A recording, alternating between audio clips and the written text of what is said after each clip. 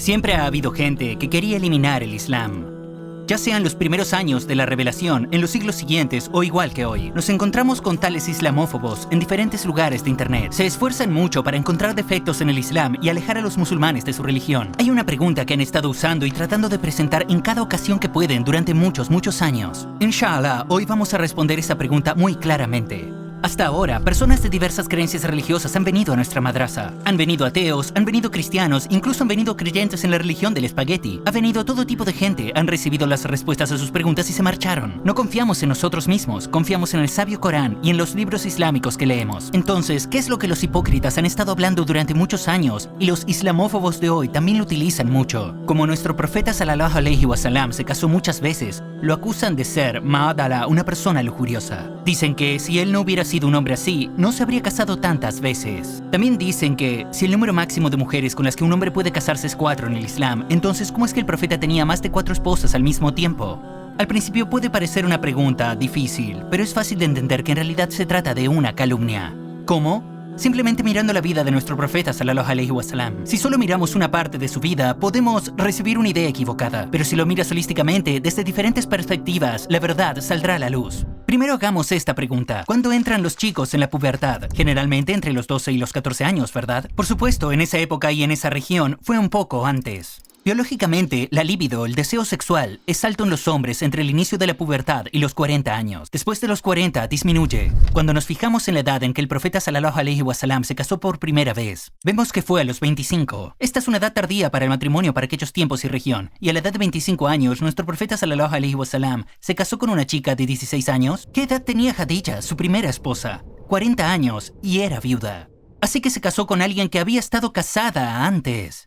Y ella ya tenía 3 hijos. Además, Khadija le propuso matrimonio al profeta, quien era conocido por su belleza y su ética. Era una persona casta y honesta. Nadie le oyó mentir a nadie ni una sola vez. Todos confiaban tanto en él que le dieron el apodo de El Amin, es decir, el digno de confianza. Incluso sus enemigos no dudaron en confiarle sus pertenencias, así que era muy fácil para él la posibilidad de casarse con la chica que quisiera. Pero se casó con una mujer de mediana edad cuando él estaba en una edad en la que la libido de un hombre está en su apogeo. Y no se casó con nadie más hasta que Khadija murió a la edad de 65 años, cuando el profeta sallallahu alaihi wasallam tenía 49, 50 años. Así que durante 25 años, cuando su juventud estaba en su apogeo, estuvo casado con una sola mujer. Aunque nuestra madre Khadija le animaba muchas veces a casarse con otras mujeres, diciendo, si tienes tal intención, no te reprimas. Y él siempre decía que no. Cuando se convirtió en una anciana y perdió su belleza, el profeta sallallahu alaihi wasallam ni siquiera pensó en buscar otras esposas. Después de su muerte, durante 2 años, él permaneció soltero. Entonces, ¿qué humano en su sano juicio puede pensar que tal persona era lujuriosa? Si él hubiera sido así, ¿eso no habría sido ya evidente en su juventud cuando la libido es alta en los hombres? Sin embargo, su vida muestra lo contrario. Los múltiples matrimonios del profeta sallallahu alaihi wasallam que mencionan tuvieron lugar después de que él tuviera 50 años. Entonces, esos matrimonios debieron de tener diferentes razones y beneficios. También nos ocuparemos de ellos, pero cuando miramos su vida, comprendemos claramente que nadie puede encontrar ninguna excusa para calumniarlo por ser una persona lujuriosa. ¿Cuáles son las razones de esos matrimonios? ¿Qué sabiduría hay detrás de ellos? A la mayoría de nosotros nos gustan las películas bélicas históricas, ¿verdad? En esas películas vemos la costumbre de matrimonios entre tribus y reinos. Por ejemplo, la hija del rey de Escocia se casa con el rey de Inglaterra. Hay muchos matrimonios así y hay realmente innumerables ejemplos de ellos en la historia. Entonces, ¿cuál crees que es su propósito? Alianza.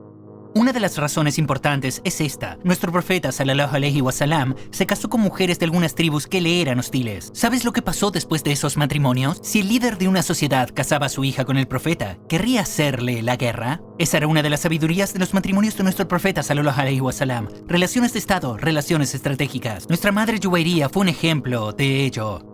También, aunque no hubiera animosidad porque había una cultura tribal en ese momento, generalmente las diferentes tribus no interactuaban entre sí de una manera cálida y agradable. Eran protectores, siempre en guardia. Y como la misión principal de nuestro profeta sallallahu alaihi wasallam era entregar un mensaje, pues era muy estratégico y lógico para él llegar a la gente a través del matrimonio. La segunda sabiduría. Cuando hay guerras, la población de hombres disminuye significativamente. En la época del profeta sallallahu alaihi wasallam, había muchas viudas a causa de eso y por algunas otras razones. Como algunos de los compañeros, nuestro profeta sallallahu alaihi wasallam también se casó con mujeres que necesitaban protección. En efecto, la mayoría de los matrimonios de nuestro profeta fueron con viudas. ¿Crees que un hombre lujurioso se casaría con una mujer de 50 años con 5 hijos por lujuria? ¿Tiene sentido? Quiero decir, ¿no está claro que las intenciones de esos que lo dicen no son buenas y sinceras? Ahora, la tercera razón y la más importante. ¿Has oído la expresión las esposas puras? Es un término utilizado para las esposas del profeta sallallahu alaihi wasallam. Si le prestas atención, ¿quién se ocupa de nuestra educación, especialmente en casa? Las madres, ¿verdad? No somos conscientes de cuánto aprendemos de nuestras madres. En aquella época, las mujeres de aquellos tiempos también necesitaban tomar lecciones, pero como los profetas no podían darles esas lecciones a una por una, y como las mujeres no podían hablar de todos los temas cómodamente con un hombre, especialmente con el profeta, tenía que haber mujeres en su casa, sus esposas, que veían y presenciaban cada uno de sus estados, para que se conviertan en musulmanas muy entendidas en casi todos los aspectos de la religión. Entonces ellas también darán lecciones a todas las madres de la Umma y podrán enseñar a la gente sobre los asuntos religiosos. En otras palabras, un sistema como una escuela privada para las mujeres se estableció en ese momento. Los hadices constituyen una parte importante de nuestra religión, pero ¿quién los narró? Los compañeros narraron los hadices pronunciados fuera de la casa del profeta sallallahu alaihi wasallam. Pero, ¿y los hadices que se dicen dentro de la casa, donde no hay compañeros? Especialmente los que están sobre situaciones especiales de las mujeres. ¿Quién los narró?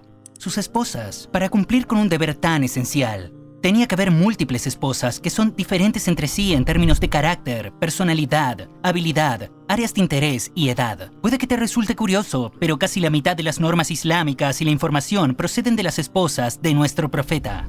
Nuestra madre Aisha reportó más hadices que Omar y Abu Bakr juntos. En resumen, las razones de los múltiples matrimonios son básicamente esos 3 puntos. Si recuerdas, había otra pregunta. ¿Cómo tenía nuestro profeta sallallahu alaihi wasallam más de 4 esposas al mismo tiempo, aunque el matrimonio de un hombre está limitado a 4 mujeres en el Islam? En realidad, la respuesta es de nuevo estos 3 puntos, pero necesitamos saber lo siguiente. El profeta sallallahu alaihi wasallam tenía más responsabilidades que cualquier otro musulmán. Por ejemplo, puede que te sorprenda, pero la oración de Tahajjud era obligatoria para él, lo que significa que tuvo que interrumpir su sueño en medio de la noche, incluso antes de la oración del Fajr, y rezar el Tahajjud.